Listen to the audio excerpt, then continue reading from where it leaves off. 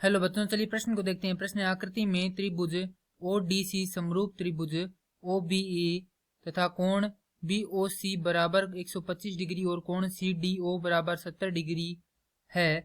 कोण डीओसी कोण डीसीओ और कोण ओएबी ज्ञात कीजिए। प्रश्न को हल करें उससे पहले जो इसकी मुख्य अवधारणा है उस पर विचार करेंगे। तो इस प्रश्न के लिए जो मुख्य अवधारणा है वह हो जाएगी समरूपता। अर्थात हम यहाँ पर जो समरूपता है वह किसमें पढ़ेंगे? त्रिभुजों में। तो त्रिभुजों की समरूपता के लिए देखिए, किसी दो त्रिभुजों के संगत कोणों या संगत कोण व संगत भुजाओं का अनुपात बराबर हो तो वे समरूप त्रिभुज होते हैं और उनका यह गुण क्या कहलाता है? समरूपता कहलाता है। अब चलिए, हमें दिया गया है त्रिभुज ओडीसी समरूप त्रिभुज ओबीए। तो यहाँ पर लिखेंगे त्रिभुज आपको दिया है त्रिभुज ओडीसी समरूप त्रिभुज ओबीए। अर्थात यहाँ पर देखें तो जो त्रिभुज ओडीसी है यानी कि ये ऊपर वाला त्रिभुज है और जो ओबीए ये नीचे वाला त्रिभुज है, इन दोनों क्या है? बराबर है। और जो कोण ओ है ये वाला कोण, ये कोण ओ के क्या है? बराबर है। कोण बी बराबर है कोण डी के, अर्थात ये कितना डिग्री का है? 70 डिग्री का है। और कोण सी बराबर है कोण ए के, ये हमें दिया गया है। तो यहाँ पर लिखेंगे कोण बी ओ सी बराबर 125 डिग्री, कोण सी डी ओ बराबर 70 डिग्री। तो यहाँ से लिखेंगे कोण ओ बी ए बराबर भी क्या होगा? अब यहाँ पर जो कोण है हमें दिया गया है 125 डिग्री, वह कुछ इस प्रकार से बन रहा है। यह दो रेखाएं हैं और यहाँ पर बन रहा है। और हम जानते हैं कि जो एक सीधी रेखा होती है उस पर कितने डिग्री का कोण बनता है? 180 डिग्री का कोण बनता है।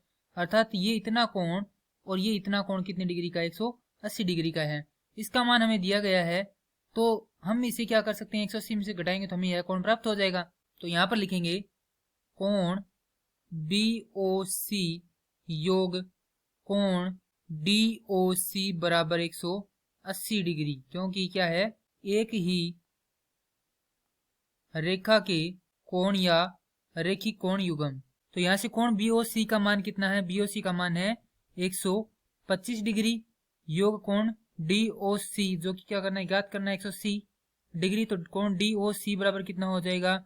180 घटाव 125, अर्थात कोण DOC बराबर आ जाएगा हमारे पास 55 डिग्री। पहला कोण हमें प्राप्त हो चुका है। अब हम क्या करेंगे? यहाँ पर दूसरा और तीसरा कोण भी ज्ञात करेंगे। इसका मान हमारे पास कितना है? 55 डिग्री आया है। और जैसा कि दिया गया है समरूप त्रिभुज के द्वारा कि ये जो कोण है ये ओ कोण इस नीचे वाले ओ कोण की क्या है? बराबर है।